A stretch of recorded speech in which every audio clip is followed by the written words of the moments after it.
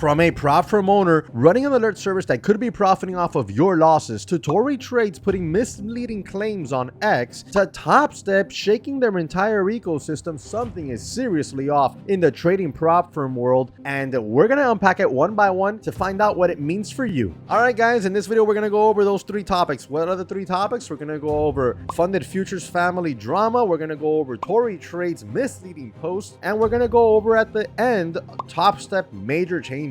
Let's get into it. Welcome back to the channel, guys. Do me a quick favor, smash that like button, subscribe to the channel if you're new around here, hit that notification bell so you're alerted when I upload my next video. Check out the links in the description and comment section of this video for the deepest discount available with all the popular prop firms. All caps JESSEW will get you the biggest discount at my favorite current firm, which is Take Profit Trader, at My Funded Futures, at Apex, and also at Earn to Trade and Purity Capital with direct to funding available. So this video, guys, it's crazy to me. Okay, why? Because on the surface, an alert service sounds pretty damn good, right? It sounds convenient. It sounds like something you just, oh, I can just follow this and be successful. No, mirror trading is never going to get you to success in trading. And if at most, these alerts should be used for you to learn how the lead trader trades if they're good. Now, why is there a conflict of interest at Funded Futures Family? At Funded Futures Family, there's a huge conflict of interest because the owner, the sole owner now, which is Jay Dunn, because Danny is no longer an owner, because, well, you've already seen what happened. He owns an alert service on Discord, a big one apparently, and it's a conflict of interest. Why? Because he owns a prop firm. And if somebody's giving out alerts and they own a prop firm, whether or not they're the person giving out the alerts or they just own the company and have somebody like Danny or somebody else giving out the alerts, it's a conflict of interest because prop firms, aka funding companies, make their money when you or I buy an evaluation or when we reset an evaluation and when we pay the fees to become a funded account after we pass the evaluation. So most of the money is made in the purchasing of evaluations and in the resets of these evaluations as they blow up, because they will blow up. You're never going to be perfect. There's no such thing as 100% accuracy. And if we're trying to pass an eval fast, more than likely going to blow up a few along the way. Perfectly normal. And in my opinion, perfectly fine. So as long as you make more money than you pay up. So why is it a conflict of interest? Well, I mean, it doesn't take a genius to figure it out, right? If these funding companies make money from blowing evals and new evals, and they give alerts to buy and sell NQ, ES, whatever futures contract, well,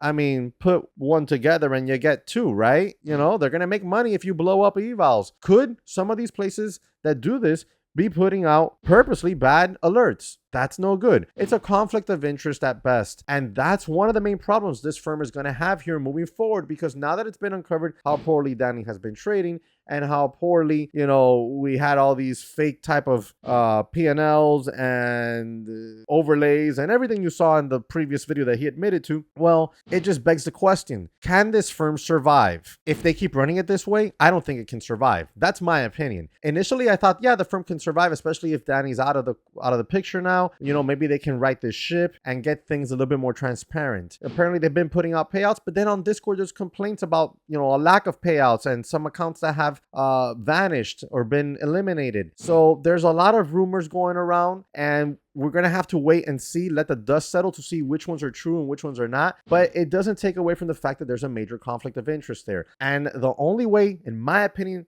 for that firm to survive at this point and grow and flourish, pay out traders, and have a good reputation is if these people don't own an alert service. Whoever the remaining owners are going to be, or owner is going to be, in my opinion, they cannot own an alert service. No alert service can be attached in any way, shape, or form to this firm. Otherwise, that conflict of interest is always going to loom over it. And it's just not being ran properly. And as long as that continues, I don't believe this firm in the long run can survive. And I don't want to see another firm go down. To be honest, I don't, because it's another black eye to the industry. And we don't want these black eyes on this industry to continue. Let me show you. And here you go. Here's a review from the internet. Danny is a joke. Used to be a decent Discord. A few admins are solid traders, but ever since Jay Dunn let that clown Danny Trades into the mix, it's gone downhill real fast. Danny doesn't trade real money and has gotten called out on a few times. He just bans people who question him. Here's the catch. Danny and Jay Dunn just started a prop firm. This goes back to October. Just started a prop firm. So obviously he brings in some kid who just takes absurd plays. he knows all the followers will blow up their accounts and buy more for him. I guess he meant buy more from him. Such an insane conflict of interest. And this goes back to October 27th, 2024. So that's what I'm talking about, guys. It's a huge conflict of interest, and it needs to be addressed if that firm is going to be ran properly and survive and, flourish, become a good business. That's it. It's that simple. I don't know what's going to happen here. I want to know what you think is going to happen here. Drop it in the comment section below. Right now, it doesn't look good. And you know what else doesn't look good? Putting misleading X posts on the internet. Check this out.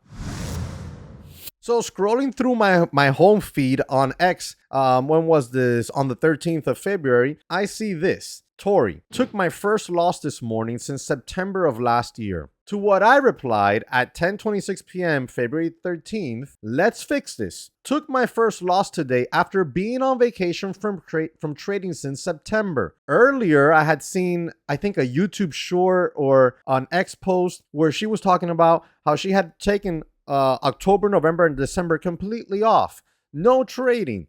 So if you did that, then of course you have, especially how she trades, which I think she does like 1 or 2 trades a month. How are you not going to have, one red trade right now in February? And let's say you were off, right? As she had said, October, November, and December. You come in January, maybe take 1 or 2 trades. Then in February, you take another one and you take a red day. And now you're talking about, took my first loss this morning since September of last year. What if it's a trade you put on at the end of January, we closed it in February, and now it's a red trade? Yeah, no shit. It's going to be your first red since September. You haven't traded since September. That is an extremely misleading post, and it's a type of post that is meant, in my opinion, to lead people to think, wow, you haven't taken a red trade in all that time. Oh my God, you must be the most amazing freaking trader in the world. What course do you have? What book do you sell? Well, how can I be like you? Those are the type of posts that make people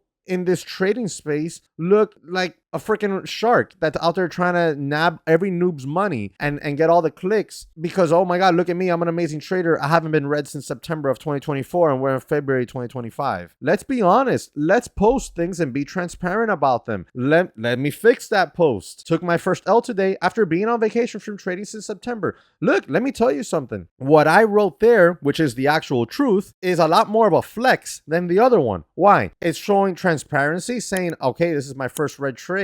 I've been off for months without trading because I haven't had to, because I had such an amazing year supposedly trading, right? If everything that she posts is in fact factual. So this is the bullshit that I'm talking about that I'm going to be calling out on Twitter nonstop when I see it. And I'm going to be calling out on YouTube nonstop when I see it, because it just leads new traders astray. It leads new traders to think that you can go, 4 or 5 months without a single red day, which is absolute bullshit. That's not going to happen. I don't give a damn, all right, how good of a trader you are. You're not going to go 4 or 5 months without a red day if you're a day trader. If you're a swing trader, that's possible, especially if you take one swing trade a month. Yeah, it's possible. You can go on a streak, okay? But this, Tori, was not trading, according to her own self, October, November, and December. You don't believe me? You don't have to. As a matter of fact, I don't want you to believe me. Listen to it from her mouth.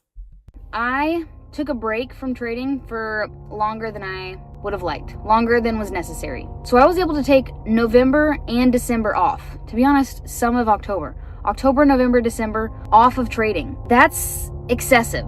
It gives you some bad habits, or it just puts you on the wrong foot getting back into it, especially. Yeah, the wrong foot in bullshitting the audience by telling them, oh, I haven't taken a red day since September. Yeah, no shit. You were off October, November, December. Hello. Like, guys, come on, man. You guys got to stop falling for this stuff, man. At some point, and I remember when I was a brand spanking new trader, I had a bullshit-o-meter, and every so often it went off. Bro, I'll tell you it went off, because you can't just believe everything you see or hear on the freaking internet. You can't, especially in this space. So there you have it. I'm calling out the bullshit. Don't post like that. If you don't want to be called out, don't post stuff like that. Be transparent. Talking about being transparent, Topstep sent out this email this week. Hi, Jesse. At Topstep, we pride ourselves on being transparent with our community and upholding our reputation as the most trusted firm in the industry. This means keeping you informed as we make tough but necessary decisions to protect the integrity of our program. To maintain a fair and level playing field, we've invested heavily in our monitoring system. This is to ensure that our program benefits serious traders who are here to grow. In doing so, we've identified a small percentage of participants, less than 1%, who are more focused on exploiting the program rather than improving their trading. You remember the last time you ever saw something like this, a lot of you were bitching and moaning. It was from Apex. In the coming weeks, you may see or hear some reactions online as we take actions to ban these traders. It is important to understand that these decisions were not the result of a single trade or an innocent mistake. Any trader facing removal was thoroughly reviewed and has shown a clear pattern of deliberate manipulation and repeated violations.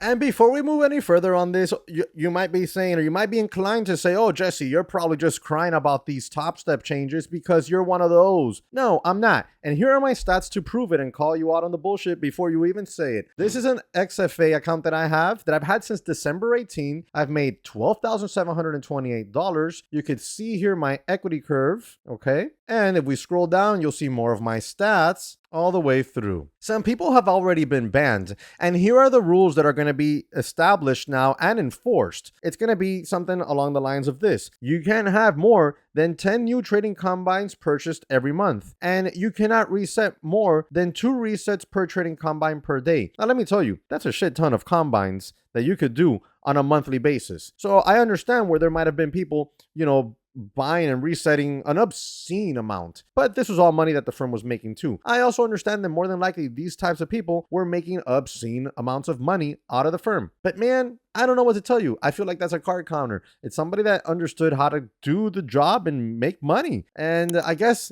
like a casino, a firm can be like, yeah, we don't want you here anymore. What you're doing isn't illegal, but we don't want to do business with you anymore. And it's what it is at that point, I guess, right? So what happens if you exceed the limits? If your account activity is flagged for excessive behavior, Topstep will contact you via email, and the following actions may occur. Your account may be temporarily paused or restricted from new purchases. Future purchases of trading combines, resets, and/or activation fees for express funded accounts may be restricted. Repeat violations could lead to more severe consequences, including account suspension.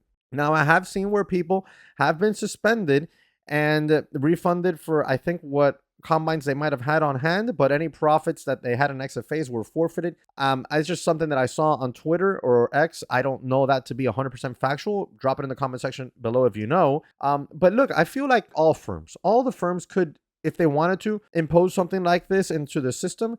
And then when you log on and you want to purchase, a pop-up can show up and say, hey, you're not allowed to purchase any more evaluations. And that's it. Not something that where the person will buy 10, then they go buy the 11th, and then they buy a 12th and a 13th and a 14th, and then boop, they get an email. Hey, wait a second. I think if firms really wanted to just nip this, they could just limit it, period, on your account, and that's it. It's over and done with. But it seems like more of the bigger firms have been going down this range and limiting people and banning people for exactly these reasons. I remember when Apex did it, the whole internet was up in arms. Now Topstep is doing it. Do I think this is right or wrong? It doesn't really matter what I think. I think these are private businesses that can conduct themselves as they see fit. So as long as they pay out the traders, I believe everything's kosher, because you can pay out a trader and be like, hey, we don't want to do business with you anymore. And for whatever the reasons they may be, it is what it is. Guys, I'm not going to sit here and cry about it. If I took a firm for $150,000, $200,000 in 1 month, and they came to me and said, hey, Jesse, we're going to have to move you live and you cannot buy evaluations anymore moving forward, then it is what it is. You know what I mean? Okay, let's move on with it. Let me see how I can get